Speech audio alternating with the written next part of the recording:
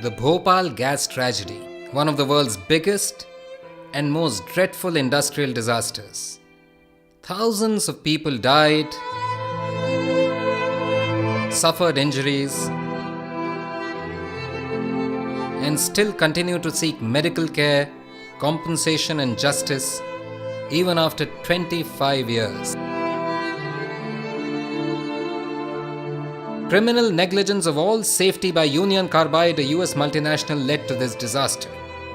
The leak of poisonous gas from the Union Carbide plant in Bhopal took place on midnight of December 3rd, 1984. Even today, the victims and their families have received very little compensation and relief.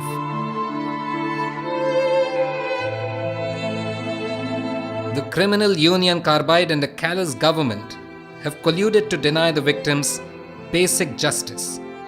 Unfortunately, the courts have proved no better, partnering this grave miscarriage of justice. Since the beginning, the plant was beset with accidents. From December 1981 to December 1984, more than a dozen accidents were reported in local papers in which many workers had a narrow escape or sustained injuries or even lost their lives. But the Union Carbide persistently denied these reports and strongly stated that there were no threats. The government also stayed silent and did nothing. The countdown to disaster had begun.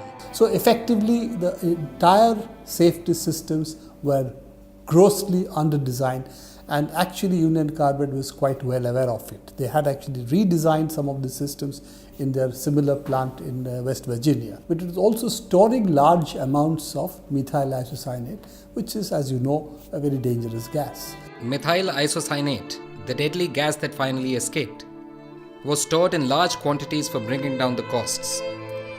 The safety systems were grossly inadequate to control any runaway reactions in the stored MIC. There were hardly any instruments to monitor leak of MIC into the atmosphere. Methyl isocyanate is a contact poison, it's a corrosive poison. So it corrodes anything that it comes in contact with. So the two main organs that were affected in the people on that night were the lungs and the eyes. The lining of the lungs and the eyes were corroded by the gas, which led to people becoming increasingly breathless and many dying because their lungs could not cope with the work of breathing anymore. Many of them became blind. Even the meager safety systems that existed were not maintained. Union Carbide, to cut costs, started lowering even the minimum safety norms. All this was in consultation with the corporate bosses in the US, who were fully informed of these measures. Emergency scrubbers were not there. There was a main one scrubber which was there, was not designed for this magnitude of discharges. The refrigeration system was switched off. MIC is supposed to be stored at 4 degrees centigrade. It was switched off to save electricity, save essentially power bills. The scrubber was not even working. The flare tower, which is supposed to incinerate any of the emissions, the flare tower was disconnected on that day. The pressure sensors, etc., were not working. So if you really look at the whole range of maintenance measures, the kind of safety systems which had to be not only put in place but also maintained, all those were not being done. MIC is kept under inert gas pressure so that contamination, which can lead to runaway reaction, does not get in. The nitrogen pressure dropped in the tanks before the accident, indicating that there was a leak, and therefore risk of contamination of the MIC and a runaway reaction in the stored MIC tanks. So effectively it was really like a time bomb waiting to go off, and that's exactly what happened. Independent investigators, organizations including the Delhi Science Forum, had raised some critical questions regarding faulty design of the Union Carbide plant, its poor maintenance, economic reasons, secrecy, and so on. The Bhopal gas disaster had at that time raised numerous questions about siting of hazardous industries, about preparations in the area for emergency situations, about institutional structures which could respond to accidents. When the poisonous gas spewed out, Union Carbide made no attempt to inform the civic authorities. In fact, they denied the leak was from their factory. What we know on hindsight is there was a simple remedy which could have prevented a large majority of deaths if only Union Carbide had shared the information on that night. A moist cloth on the face could have actually prevented much of the isocyanide from going into the body because it gets absorbed in water. But this was not something that people know at that time. Many more died and were injured because Carbide had never told the authorities of the risks and the measures to take if a disaster actually took place. It is true that no amount of money can replace the deceased or the families who lose their loved ones. Union Carbide did not agree to pay compensation to the victims until the Supreme Court of India intervened. And even then, what the Union Carbide had originally agreed to pay was never paid. Warren Anderson and others should have been made personally liable.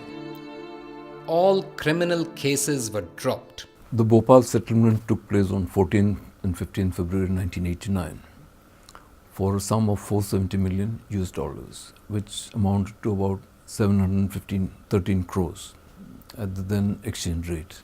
The Bhopal Gas Peedit Mahila Udyog Sangathan and the Bhopal Gas Peedit Sangharsh Sahyog Samiti have been protesting and questioning the role played by the government in the whole issue. They have been demanding strong legal actions should be taken against the Union Carbide, who were responsible for it. On 4th May 1989, the Supreme Court said that the settlement was based on the assumption that only 3,000 people had died and 1,02,000 were injured. By 2004, the claim courts had determined that more than 5,74,000 victims were actually exposed to the toxic gases. And all of them, the courts actually paid compensation to this many, out of the money which was received for 1,05,000.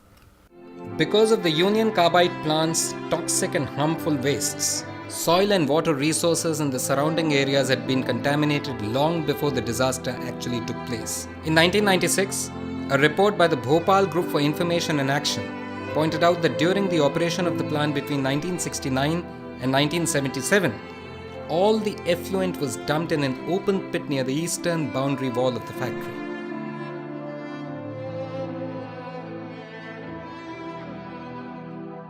Criminal negligence in the maintenance of the plant and equipment.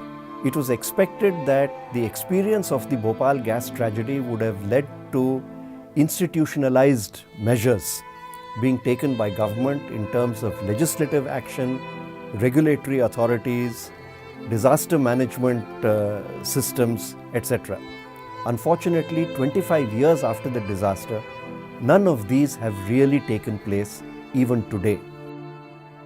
The organizations representing the cause of the Bhopal gas victims are restating their original demand for a proper national commission, which should have the power to implement a rehabilitation package for the victims in terms of healthcare, pensions, and other measures. In the last 15 years, there has actually been no attempt by the government to monitor the long-term effects, to try to find remedy for the long-term effects, or to look at any other new remedies that may have come up in the meantime. After 25 years, the battle for justice is still on.